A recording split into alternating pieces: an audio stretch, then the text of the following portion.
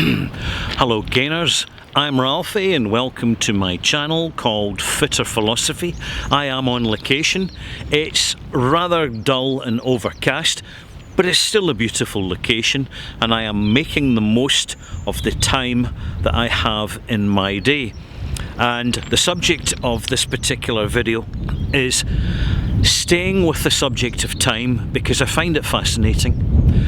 As a kid, as a child, I used to watch the BBC, a science fiction programme called Doctor Who, and my favourite Doctor was Tom Baker because he had a lot of character and he explained things in a playful way which were quite sophisticated in concept, and I found that I would look deeper into these storylines in this science fiction as to the dimensions and how time could be changed, rearranged, rephased and manipulated.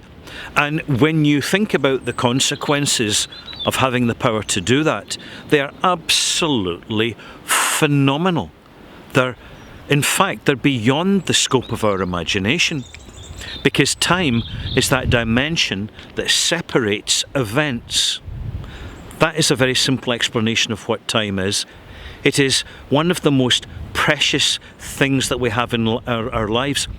As precious as our physical health, as precious as our sense and the development of our sense of independence, as precious as being in charge of our own destiny as much as we possibly can be.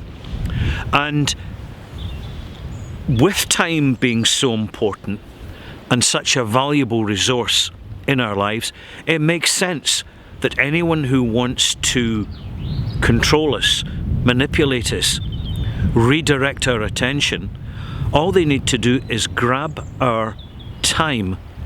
The more time of our time they can seize, the more they can penetrate first our consciousness and then their unconsciousness. And that's what advertising is all about. It's what education at school is all about, because there's no doubt about it. When you look at the actual child hours spent in school in relation to what children learn, they could learn it, if properly motivated and encouraged, in a far shorter space of time, allowing more time for children to actually experience life in their own terms, whether they're reading or whether they're playing with friends or whether they're involved in little projects which tap into their talents and ambitions. Excuse me, stood the tripod. And when we grow up, we go to college or university, and yet again our time is manipulated with the curriculum, with what we choose to be studying, and with the pressure of having to sit and then pass exams. And thereafter, in the workplace, our time is bought from us, usually very cheaply in relation to what it's worth. But we play along with it because it's normal, and humans, particularly in groups, are very much consensual creatures of habit and routine, and therefore overlook these obvious things such as what is really important and what isn't. And particularly, I have to say, in the United States, but increasingly in China, in fact in any country in the modern world, the accumulation of material things which have little relevance in our lives, within proportion, little relevance in our lives, because when you look at the amount of money that goods cost, that items cost, particularly luxury items in which the value is appropriated by the producer with the consensus of the media and with social norms, what you'll notice is that some pretty trivial things cost a huge amount of money, and for people to acquire them generally takes an awful lot of their time. Take, for example, a fancy car.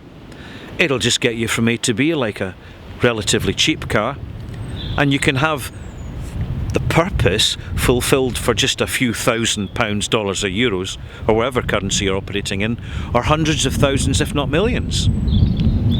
And when you step back and say, actually, it's not acquiring stuff that's valuable.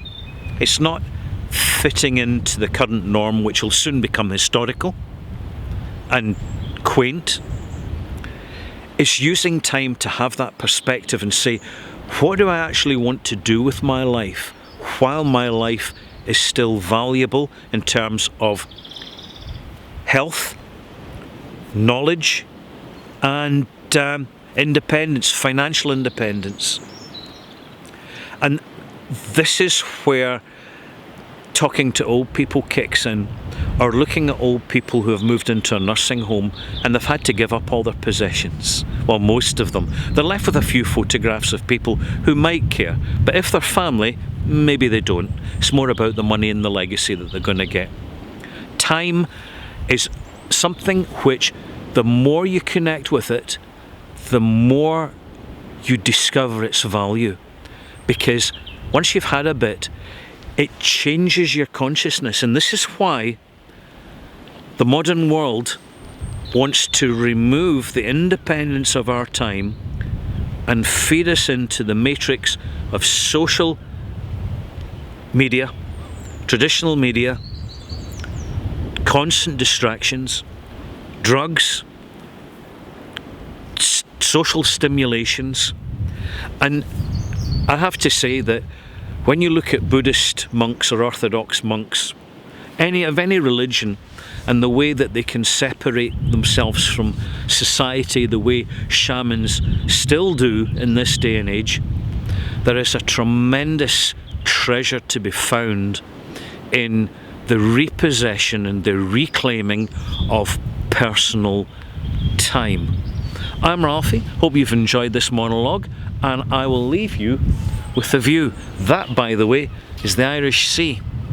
See you soon.